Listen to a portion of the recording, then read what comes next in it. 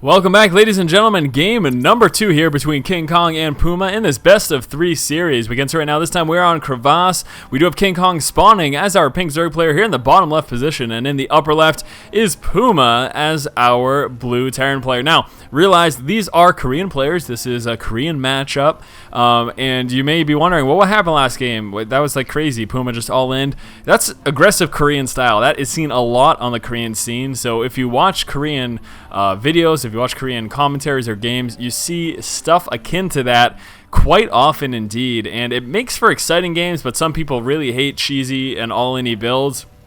So some players will complain, some players will enjoy it. That is just the nature of things. We can see right now, PuMa will, of course, be walling off. Very, very standard play. Let's keep an eye out to see if he attempts to do anything much like he did last game. We did see that extractor trick over here for KingKong, providing him with that extra drone while that Overlord finishes building. So a little bit of extra mining early on, and yeah, there you have. We'll be droning up, and let's see if he decides to go for a quick expansion again this game. Now, what I don't expect to see is KingKong go for a fast spire. I mean, he went for a crazy fast spire last game. That was nuts. Very, very fast spire, and that's one of the primary reasons why he was not prepared.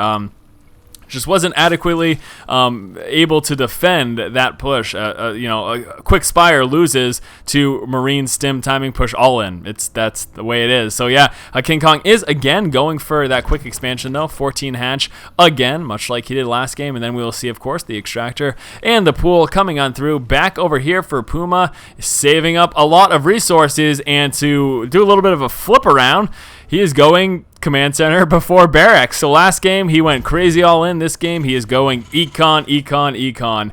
Now, unfortunately for him, this will be scouted out in just one moment. KingKong moving on in, he says there should be a Rax right here. So he thinks maybe there's a proxy Rax. He then checks the refineries, and he checks the inside expansion, and there it is. Now, good idea to try to harass that SCV, so that'll go down, but obviously PuMa, being a wise player, will be pulling down a second SCV in order to assist with this and start doing some damage to that drone and force him away. But the important thing is, now KingKong is aware. Now, it looks like he is trapped in the base, so this drone is a goner. See you later, buddy. May as well try to steal that extractor. Keep it alive a little while longer, but actually, I guess that really doesn't even hurt PuMa, so maybe he won't bother doing that, since PuMa's fast expanding anyways. But now, KingKong's aware, so this is the time. His brain is a-working right now. He's saying, what do I do? Do I go to a third, or do I try to break him early? Those are my two options. That's really, you need to make one of two choices there. So he's got either option. If he lets PuMa mass up on two base timing pushes from Terran players are scary. So he needs to be wary of that. Wow, killing off an SCV. Look at that beautiful worker play. PuMa losing an SCV. They are both now out one unit, and actually 75 resources lost for unfortunately 75 resources lost total for our Zerg player KingKong. That is because he canceled that extractor. You don't get a full refund there of those resources, so that's obviously the downside to doing something like that. Now, what do we have? We've got a fast layer. Why do we have a fast layer? Well, maybe he will go fast meters again this game, given the fact that he saw PuMa went for such a crazy quick expansion. I mean, he will not have a sizable force anytime soon, at least within the next 2 minutes. So he has got some time to possibly come up with that spire. He might not do that. He might be trying for something else, but that's certainly a possibility. Now, just starting that metabolic boost, so a little switch around there, getting that metabolic boost after that layer tech. But let's take a look here. We have got two more extractors getting dropped, and there is a third, so he will be sitting on 4 gas once those are all up and running.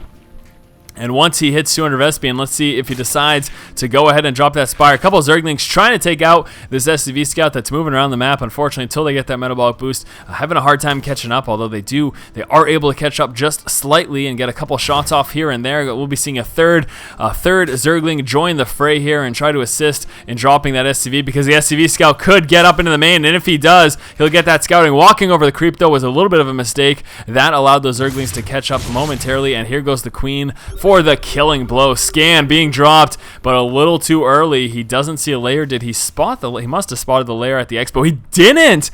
Ooh, boy, he didn't spot the layer at the expo, and he scanned the main, which wasn't where the layer was. Now, we have the Spire getting dropped right now, also coming out with the Baneliness. So, Speedling Banelin Muta, obviously pretty popular Zerg strategy against a Terran player, but Once more, notably, very fast Muta. We're 7 minutes, and that Spire is about 50% of the way finished right now. So PuMa looks like he will be getting a bunker just in case. A little bit of a initial defense there. He will be going Marine Tank. That looks to be his composition of choice as well. Working on saturating these expansions. Still, just right now, sitting on only 2 refineries, and that should be pretty adequate for him at the moment. I'm actually interested to know, is that a rich? Yes, it is. So the one at the inside base is a rich Vespian, guys, just providing a little bit extra yield there, but we are seeing that Spire very close to finish right now. The Baneling Nest has just finished as well. We could very well see those centrifugal hooks. Obviously, we can see right now floating a lot of Vespian, but that is because he's saving for a big dump into Mutas, and that looks like that will be taking place right now. Zergling's pushing forward. Could get that free SCV kill, but no, pulling back to the safety of those Marines. The Spire is finished, and let's see, will he go with 8 Mutas right off the bat? 7.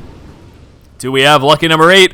I guess 7's a more of a lucky number than number 8 is. But yes, 7 Mutas will be the start. There is number 8. He could also come out with that level 1 upgrade or try to work into those centrifugal hooks. But these 8 Mutas will be tasked primarily. There's that level 1 upgrade for those flyers. These 8 Mutas will be tasked primarily with econ harass, killing off attachments, trying to drop depots as well. Doesn't look like PuMa is prepared for that right now. I don't believe he doesn't have an engineering base, so we won't be seeing turrets anytime soon. There we go, finally coming out with that NG bay. But the Mutas are already on the map because of how quickly KingKong got them. So here we go. Muta Harass will be starting very shortly. Here are the 7. Number 8 should be joining the mix in just one moment. But as mentioned, attachments, workers, as well as depots, that is what they are aiming for here. Do, of course, want to stay away from those Marines. He hasn't lost a Muta yet. One of them is dangerously low. That is a large amount of Marines. And again, killing off things like these depots hanging out in the corner, obviously going to be a wise decision. So there is a Mutalisk number 8 moving right back in. And here we go. We'll be starting to work down on that depot. Even if he doesn't kill it off and we see PuMa repair it, that's actually a good thing for KingKong, simply because of the fact they're repairing cost resources. So that causes a little bit of a deficit if you do something like that. But look at that, killing off that depot, causing a supply block, so PuMa will be forced to remake a few. He's got 3 more coming in anticipation of some more of this type of harassment. We've got a couple of Zerglings moving across the map. Now, right now, it doesn't look like PuMa's prepared to push out. Does he have that research coming? Yes, he does.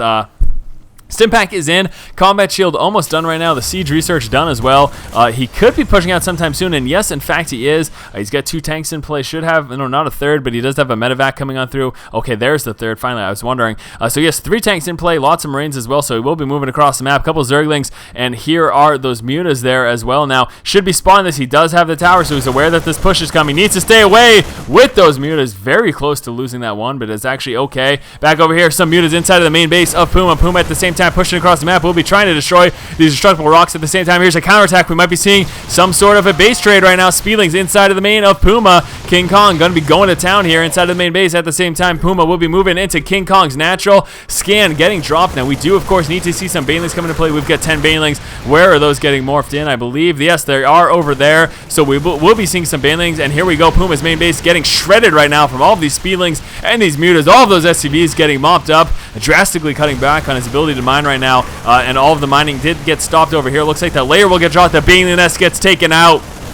Spire is next in line right now. Now, we do have a few Banelings over there at 18, 22 more Zerglings and a few more Banelings coming through. Now, unfortunately, though, PuMa looks to be losing these production buildings. We do still have some production going on over here for KingKong. Nice tank line. Those tanks are in siege, though, and here come the Banelings taking advantage. Stim going down, losing a lot of those Marines. The Banelings rolling forward, taking a bit of that siege fire, but the Marine count has been cut almost in half right now. And again, look at these Speedlings and Mutas continue to work on PuMa's main base. Now, those tanks will be pushing forward, and the rest of the Marines get dropped, and PuMa calling the GG.